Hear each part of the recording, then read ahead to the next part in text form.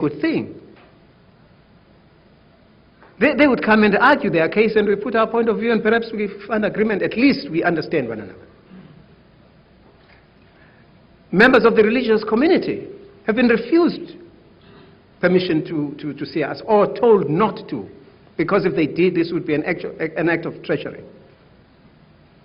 University professors of Afrikaans universities want to come and have meetings with the ANC. They are not allowed to. We think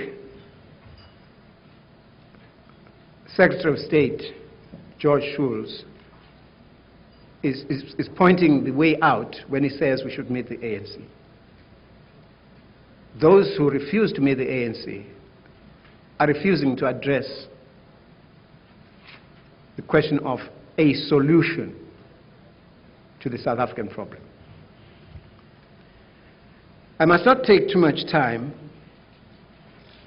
I've made reference to these two issues. So perhaps as to provoke more questions about them. But let me end up again by saying that the ANC is, in its origins, a regional organization.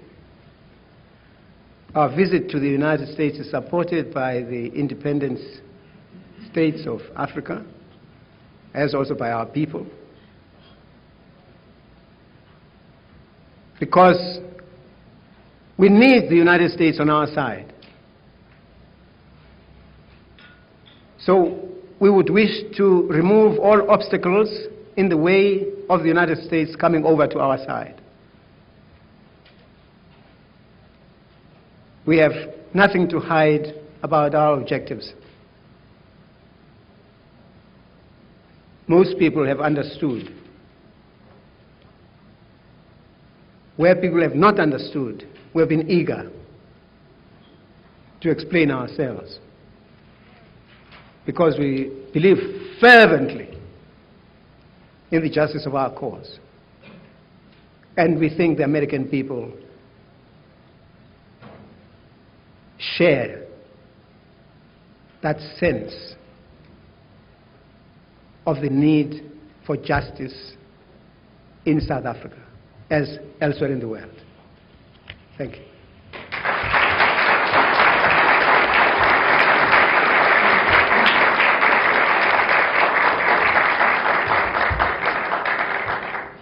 Thank you, sir. There's no need to provoke further questions. We have more than 60 submitted so far. We'll try, and if you could possibly answer short, we'll at least try to ask a sampling of these before I know you have to move on. The first one says, the ANC is not the only black nationalist movement opposed to apartheid. Under what conditions, if any, will the ANC agree to a negotiated truce with the other groups, in particular Buthelezzi's organization?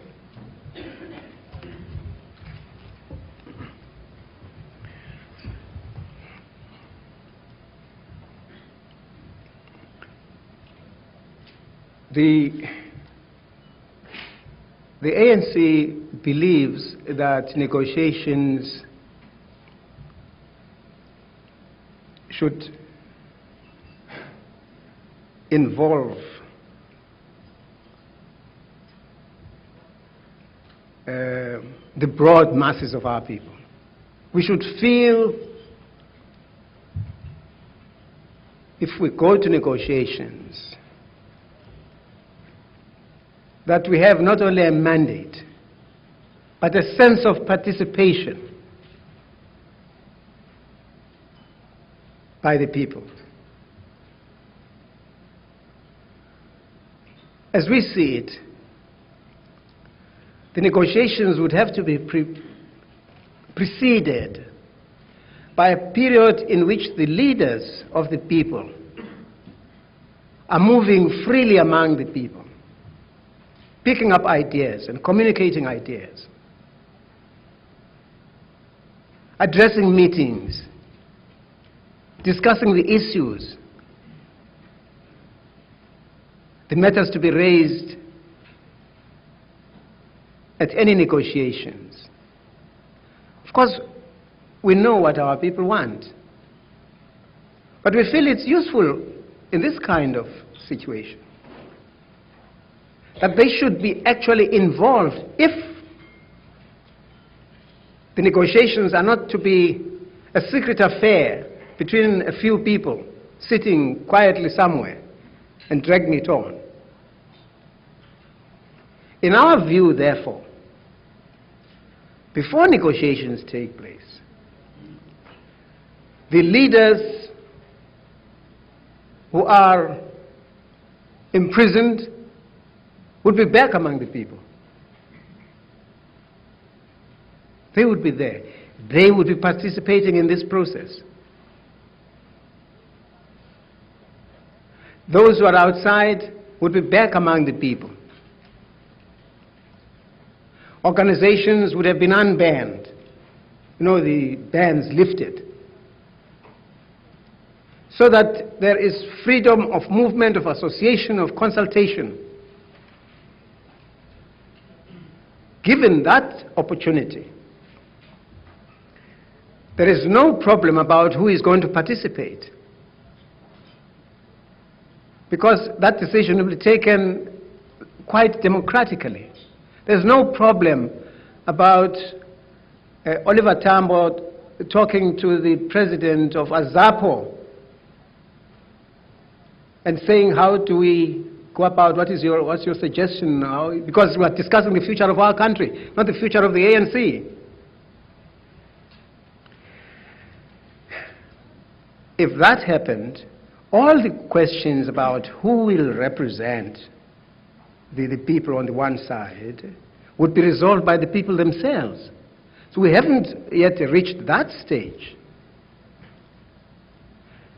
The call for the release of Nelson Mandela and others has been repeated 1,000 times. And even when the Eminent Persons group went to South Africa, it was one of the prerequisites of any consultations that all political prisoners should be released. That's how they saw it. We ourselves have said, to clear the air and enable us to prepare effectively and properly for serious negotiations, amongst other things, Nelson Mandela and other political prisoners should be released. But the question, therefore, does not arise now as to who will be there. And that applies to Gaja Buthelezi and anybody else. The question does not arise yet. It will be resolved by the general leadership of the country in consultation with the people when the proper time comes. The next question is, does the ANC want military aid from the United States? Do you receive enough military aid from your allies now? I'm sure that a time may well come when we will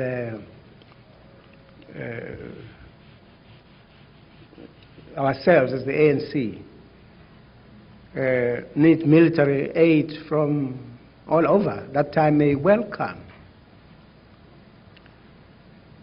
We are receiving aid, military aid, from African countries,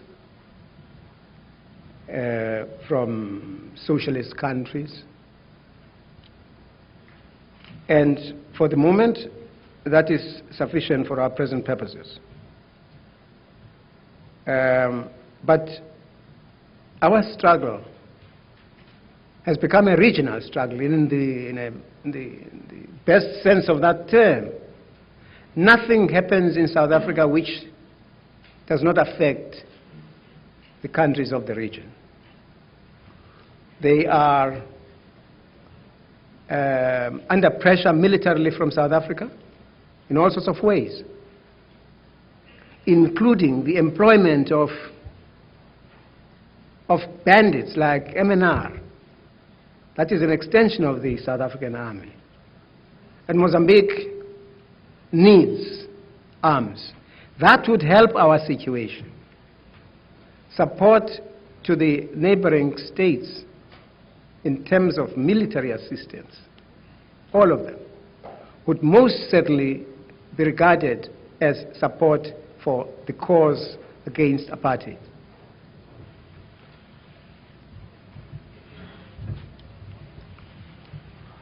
What would be the maximum that could be gained from your meeting today with the Secretary of State, and what would be the minimum? Well, the minimum would be the fact of there having been a meeting. It's important. It's communication. It's happening for the first time, as you're saying, in 75 years. The ANC is known in this country, is known throughout the world. The ANC has been meeting heads of state all around the world, foreign ministers, numerous occasions. This and one or two countries were the exception, globally. So the fact of the meeting is itself important.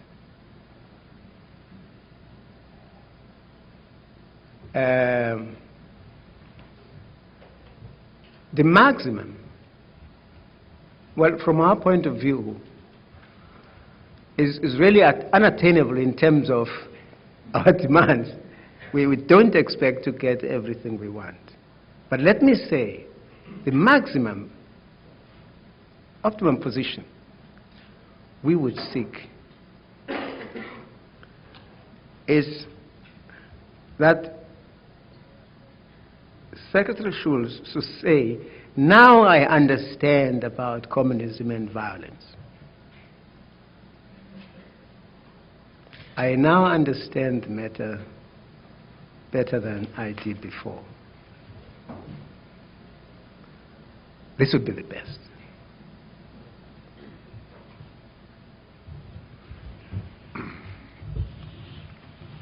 This questioner asks, could you state precisely whether you make a distinction between violence against hard military targets and soft civilian targets?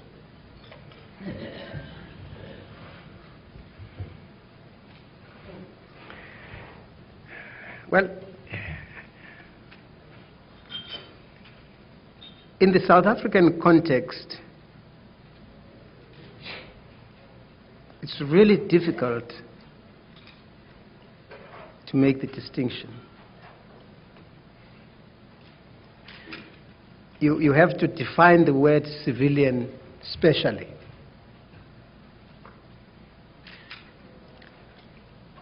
And if you define civilian to mean any civilian, black or white,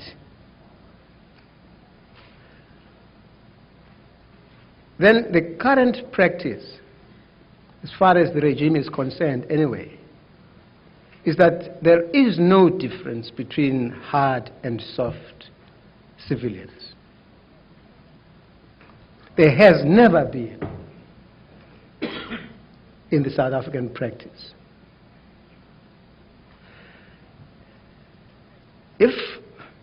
Because every time they kill, they're killing a civilian. The children of Soweto were civilians. The massacre of Nobuhle was a massacre of civilians. Mamelodi, women, civilians, all the time, civilians. When a policeman stands up, sees a child in front of him, aims his gun, pulls the trigger, and the child drops down dead. He has killed a civilian. But he is not called a civilian. At best he is called a black. So black becomes something which you can kill at will, not civilian.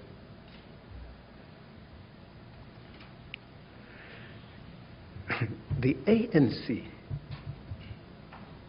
has a history of more than 20 years, which I've referred to, of avoiding killing people. we could have killed hundreds of whites. Easy. We've got guns there. We have used them. We could have blown them up. We have the capacity to explode bombs all over. We have not done it.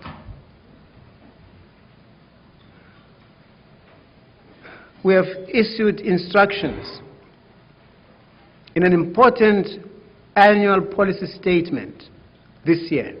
We have said our people must avoid, refuse, they must refuse to attack civilians, whether those civilians are black or white. But we are the only ones to refer to blacks as civilians.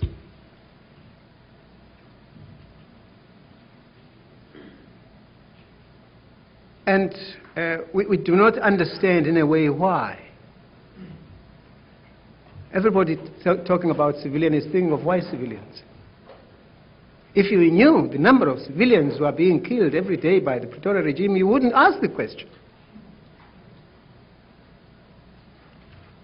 But anyway, that is the position of the ANC.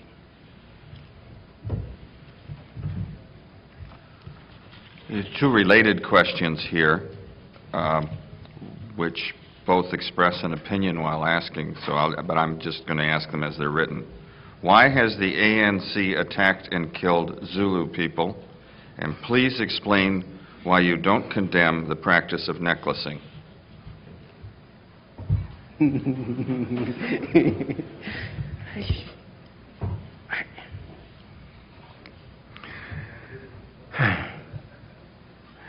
The ANC has not attacked Zulu people. We've never done. There's no record of the ANC killing Zulu people.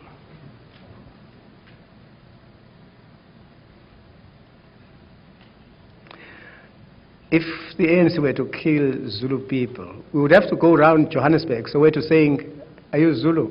Yes. Are you Zulu? No. Okay. Are you Zulu? Because you can't tell the difference between a Zulu and a non-Zulu. I don't know what is meant by this, but recently a group of armed men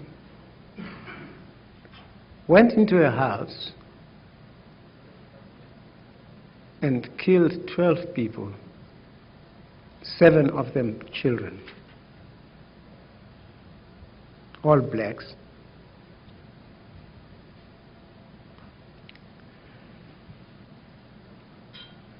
The leader of Inkatha, because these were identified as Inkatha people, and therefore, if you like, what you would call Zulus. And those killed were also Zulus. We don't see them as Zulus ourselves at all. We are just our people, Africans. But he admitted, in so many words, that yes, this was done by his Inkatha people. But they were retaliating for a person killed, he said, by the ANC. It was a massacre, and it had nothing to do with the ANC.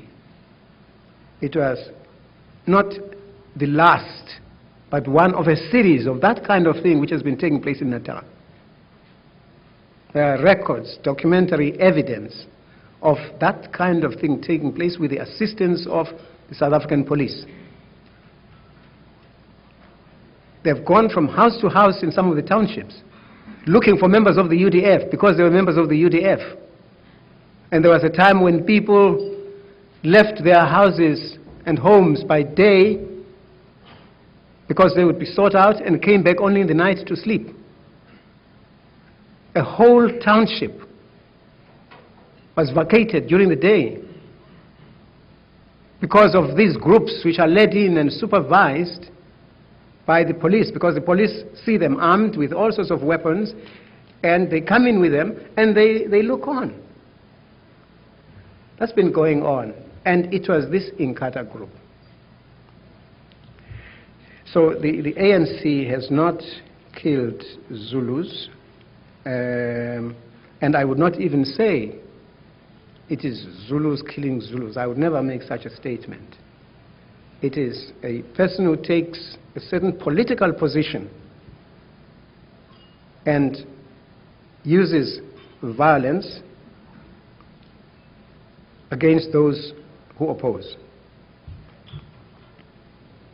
Now, I think you mentioned the necklace. The second question was, why do you not condemn the practice of necklacing? Yes.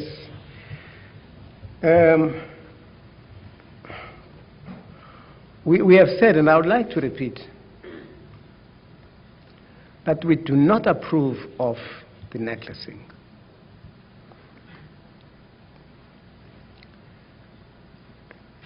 It gives satisfaction to some people. It doesn't to the ANC. It doesn't to us.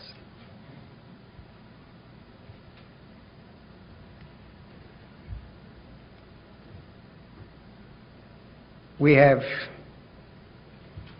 communicated to our people and are communicating to say we do not approve of this necklace method of dealing with opponents.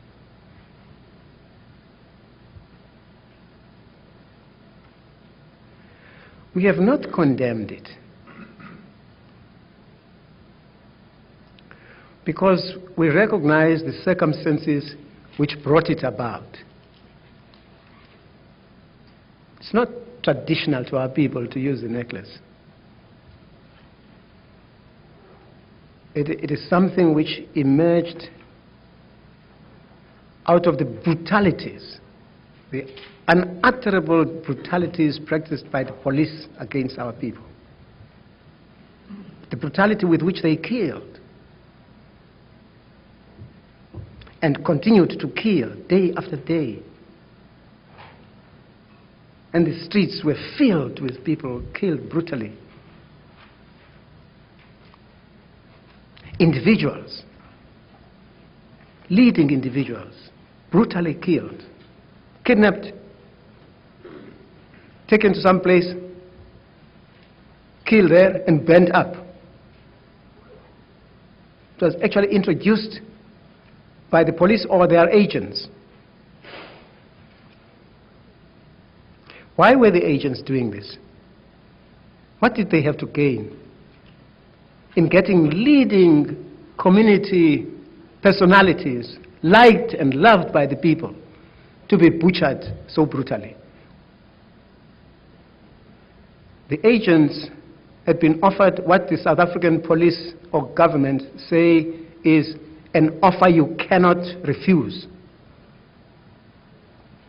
You either serve and work for us,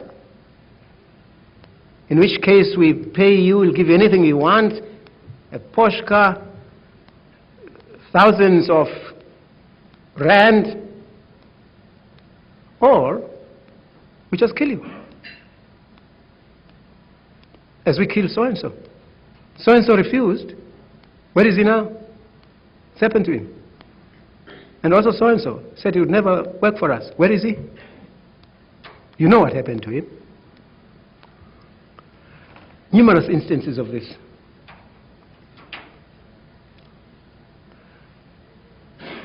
Many good people come into our ranks, into the ranks of the ANC. And we discover they are agents. What happened? And they tell this story. So some of those who were close to the scene decided there is something worse that can happen to you than dying at the hands of the police.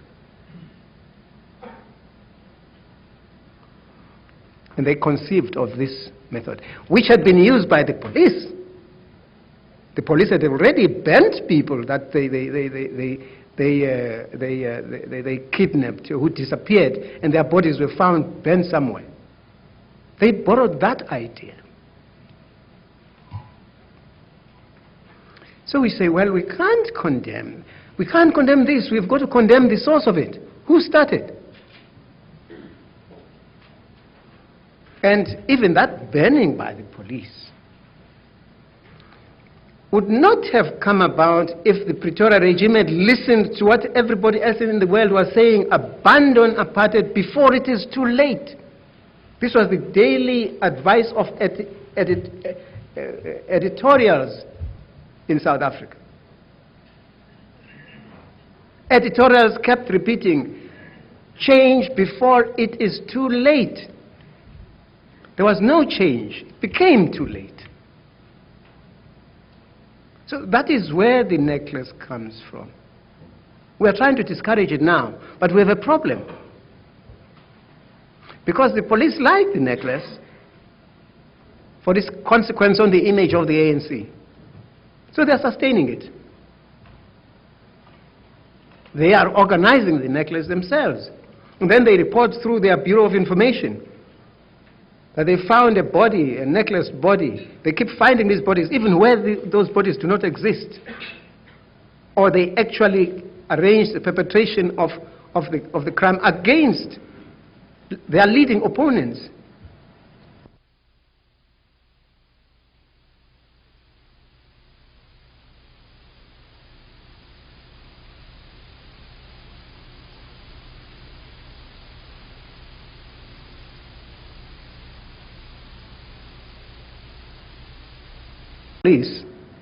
It would already be something that belongs to history.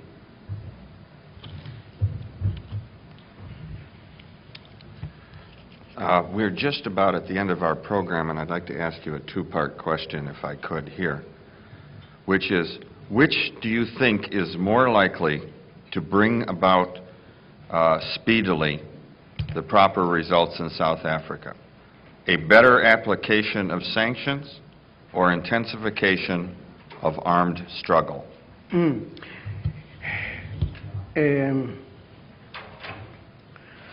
Thanks for the question.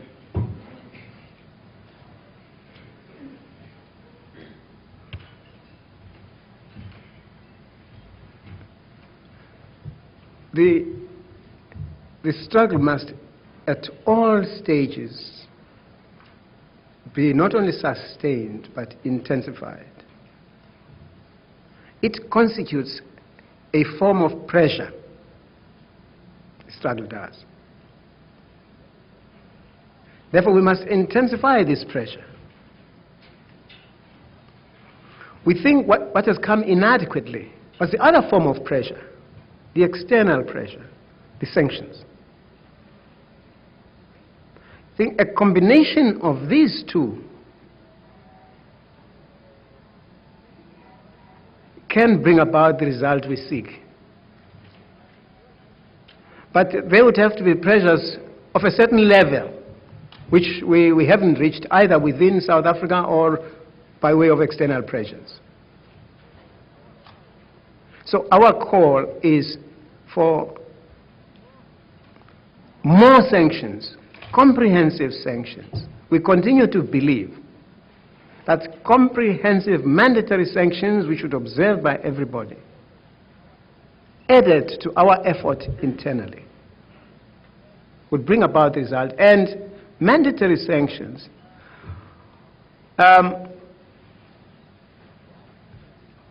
their effect would be to make it unnecessary for us to resort to more and more and more pressures, because the external pressure could take on some of the pressures that we might be required to employ ourselves in order to bring about change. So there's a correlation between internal pressures and external pressures in that sense. The less there are external pressures, the more you have to rely on internal pressures. The more, therefore, the conflict within will have to be escalated. But the more pressures you bring from without, the less does it become necessary for you to intensify and escalate before you get the desired result. So we have seen these two as complementary. And in our view, external pressures are lacking behind, although in that connection, we are gratified by the lead which the United States has taken in this matter. And we feel that the rest of Western Europe are letting us down, letting everybody down, letting all opponents of apartheid down by not at least measuring up to the level reached by the United States. It is for that reason that we consider it necessary to ask the Security Council to deliberate on this question and take a decision, making at least the United States packet of sanctions compulsory, mandatory, which would then have some binding effect on the rest of the world. The U.S. sanctions repeated everywhere else will have a very important impact on our situation. But we still believe that for quick results, it is comprehensive sanctions that will save us the slaughter of hundreds of thousands of black and white South Africans before we settle down to a bit of sanity and talk about how to live together as South Africans. Thank you very much, sir. On behalf of the National Press Club, I would like to present you with the Certificate of Appreciation awarded in recognition of your arriving here and of answering our questions, and present you with a copy of the Medallion of the National Press Club. Thank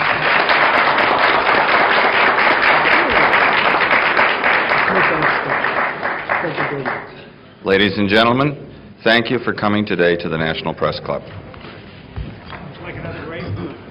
No, that's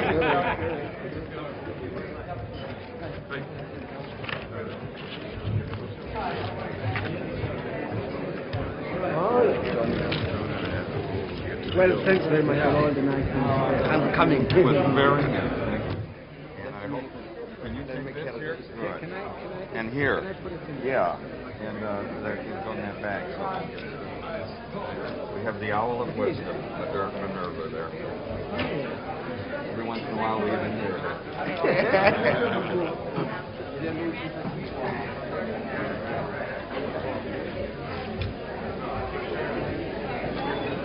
Yes. Very good. Thank you very much.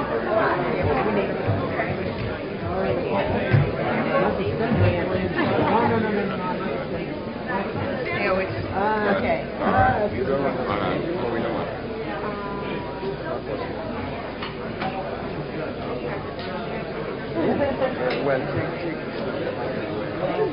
Hi, I'm Kim McCullough here in Black Forum. Mr. William Bond, how are you? Yeah.